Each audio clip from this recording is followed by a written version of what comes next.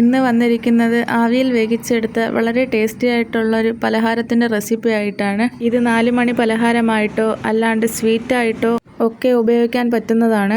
ഒരുപാട് ലെയറോട് കൂടിയുള്ള നല്ല സോഫ്റ്റ് ഉള്ള ഒരു പലഹാരമാണ്. ഇത് തയ്യാറാക്കാനാണെങ്കിലും എല്ലാവരുടെ വീട്ടിലും വളരെ സാധാരണമായി കാണുന്ന കുറച്ച് ചേരുവകൾ മാത്രമേ ഇതിൽ ആവശ്യമുള്ളൂ.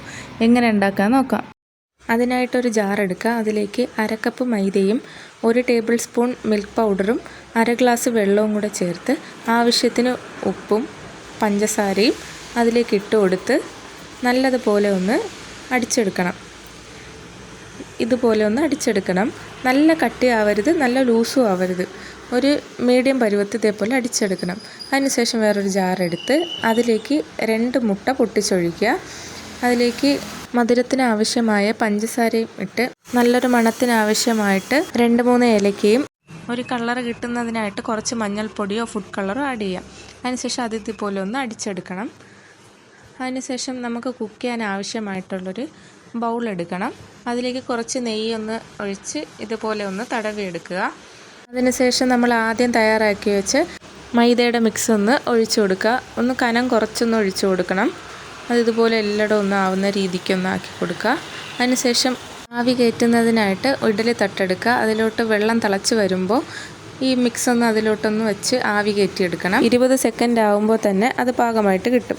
അതിനുശേഷം അതിലോട്ട് നമ്മൾ മുട്ടയുടെ മിക്സ് ഒന്ന് ഒഴിച്ചു കൊടുക്കാം. അതും ഒന്ന് കനം കുറച്ചൊന്ന് ഒഴിച്ചു കൊടുക്കണം. അതും ഒരു 20 സെക്കൻഡ് ആകുമ്പോൾ പാകമായിട്ട് കിട്ടും. ഒരു കാര്യം പ്രത്യേകം ശ്രദ്ധിക്കണം, ഫസ്റ്റ് ലെയർ ലാസ്റ്റ് ലെയറും മൈദയുടെ മിക്സ് ആയിരിക്കണം. അതിനുശേഷം അതിലോട്ട് കുറച്ച് നെയ്യ് ഒഴിച്ച് തടവി കൊടുക്കണം.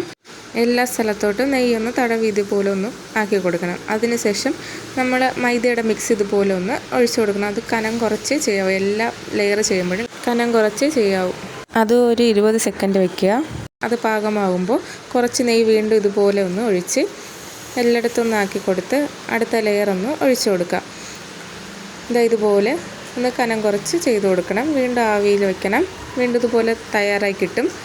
വീണ്ടും അടുത്ത ലെയർ നെയ്യ് ഒഴിച്ച് ചെയ്യണം. ഇതിലേക്ക് ഞാൻ കുറച്ച് നട്ട്സൊക്കെ ഇട്ട് കൊടുക്കുകയാണ്. ഞാനിവിടെ പിസ്തയും ബദാമും കാഷ്യൂ ഒക്കെ യൂസ് ചെയ്തിട്ടുണ്ട്. നിങ്ങൾക്ക് ഇഷ്ടമുള്ളത് യൂസ് ചെയ്യാം. അതും ഒരു ആവിയിൽ ഇതുപോലെ ഒന്ന് വെച്ച് കൊടുക്കണം.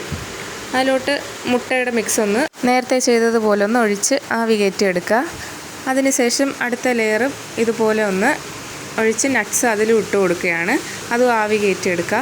വളരെ സ്വാദിഷ്ടമായ ഒരു നെയ്യട റെസിപ്പി ഇവിടെ തയ്യാറായിരിക്കുകയാണ്. എല്ലാ കൊച്ചുമക്കൾക്കും ഇതുണ്ടാക്കി കൊടുക്കണം. അവർ സ്കൂൾ വിട്ടൊക്കെ വരുമ്പോൾ 4 മണി പലഹാരമായിട്ടും സ്വീറ്റ്സ് ആയിട്ടും ഒക്കെ ഉണ്ടാക്കി കൊടുക്കാവുന്നതാണ്. ചാനലൊന്ന് ആദ്യമായിട്ട് കാണുന്നവരാണെങ്കിൽ സബ്സ്ക്രൈബ് ചെയ്തും ബെല്ലൈക്കൺ ഓൾ എന്ന ഓപ്ഷനും ക്ലിക്ക് ചെയ്യാനും മറക്കരുത്. അപ്പോൾ ശരി.